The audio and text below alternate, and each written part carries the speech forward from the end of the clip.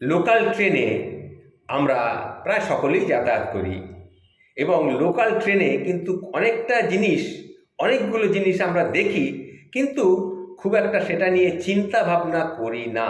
কিন্তু চিন্তা ভাবনা একটু করে দেখলেই বুঝবেন যে আপনি কিন্তু ঠিক যেটাকে সাধারণ ভাবেন সেটা কিন্তু সাধারণ নয়। আর বিশেষ করে যেগুলো শিক্ষিতদের কাছে তারা কোনো প্রোটেস্ট করেন না বা কিছু বলেন না, এটা তাদের অপদার্থতাই বলে আমার মনে হয়। কয়েকটা ঘটনা আমি উল্লেখ করছি। ঘটনাগুলো কিন্তু সাধারণ ঘটনা, সবাই দেখেছেন, সবাই জানেন, তবুও আমি একটু আপনাদের স্মরণ করিয়ে দিচ্ছি।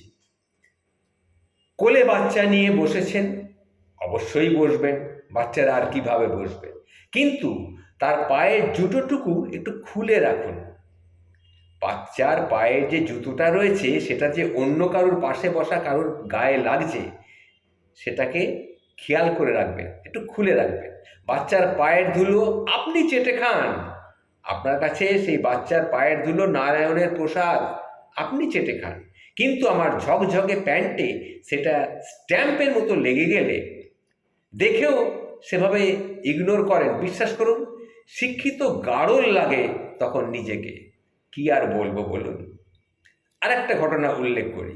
দূরপাল্লার রিজার্ভেশন কামরায় স্টুডেন্টদের দল যেভাবে উঠে সারা রাত গান বাজনা হো হো করে, এটা একটা সত্যিকারের বয়স্ক লোকেদের কাছে কিংবা অন্য লোকেদের কাছে খুবই বিরক্তকর একটা ব্যাপার।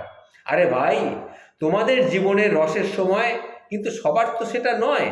কেউ অসুস্থ থাকতে পারে, কাউকে 14 ঘন্টা জার্নি করে পরীক্ষা দিতে যেতে হচ্ছে, এটাও হতে পারে, বা কোনো কাজে যোগ দিতে যাচ্ছে। এদিকে ফেসবুকে জুড়ে বড় বড় নীতি কথা, আর ট্রেনে উঠে বেলেল্লাপনা, সত্যি ভাবলে অবাক লাগে। আরেকটা উল্লেখ করি, হেডফোন বলে একটা জিনিস হয়, পয়সায় না কুড়োলে 4টে বিড়ি কম কিনে একটা হেডফোন নিয়ে নিন। তাই বলে গাঁগা করে ফুল সাউন্ডে মোবাইলে ভিড় ট্রেনের মধ্যে সিনেমা দেখার কি মানে হয় বলুন তো?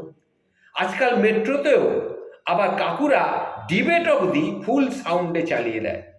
এদের কি সামান্য পাবলিক প্লেসের ম্যানার্সগুলো কিচ্ছু জানা নেই?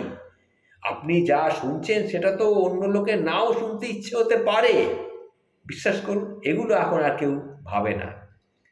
আর শেষে বলি, ইয়াং ছেলে দেখলেই তাকে বার্থ পরিবর্তন করতে বলবেন না।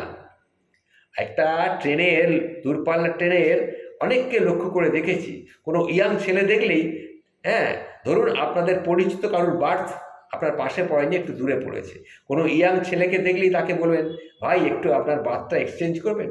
এটা কখনো বলবেন না। বয়স কম হলেও তারও কিন্তু ক্লান্তি লাগছে, তারও কিন্তু পরিশ্রম আছে, নিজের পছন্দ অপছন্দ বলে কিন্তু একটা কথা আছে। শুধু বুড়ো বলেই আপনাকে লোয়ারটা ছেড়ে দিতে হবে, আর না দিলেই আজকালকার ছেলেরা সত্যি বড্ড একদম এই বলে ভাষণ দেওয়া শুরু করবেন। হ্যাঁ, না, এটা ঠিক না। আরেকটা বাচ্চা এনে, দাদা আমার ছেলেটাকে একটু জানলাটা ছেড়ে দেবেন, এটা বলাও বন্ধ করুন। মুখের উপর না বললে হয়তো আবার লাগতে পারে, সুতরাং এটুকু করবেন না, যাতে করে আপনাকে মুখের উপর কেউ যদি না বলে দেয় তখন আপনার খারাপ লাগলেও লাগতে পারে। জানলাটাও সবাইকেই টানে, উল্টো একবার শিশুকে দেখান, জীবনের সব কিছু চাইলেই পাওয়া যায় না, এটা তাদেরকে শেখাতে হবে। একটা বাচ্চা বায়না করছে জানলার সামনে সে বসবে গিয়ে, কিন্তু জীবনের সবসময় কিছু চাইলেই যে পাওয়া যাবে, এই বুদ্ধিটাও তাদের মধ্যে ঢুকিয়ে দিতে হবে। এগুলো একটু খেয়াল করবেন। এটাই হচ্ছে বাস্তব জীবনের আমার ট্রেন জার্নির কিছু অভিজ্ঞতা আপনাদের কাছে আমি তুলে ধরার চেষ্টা করলাম।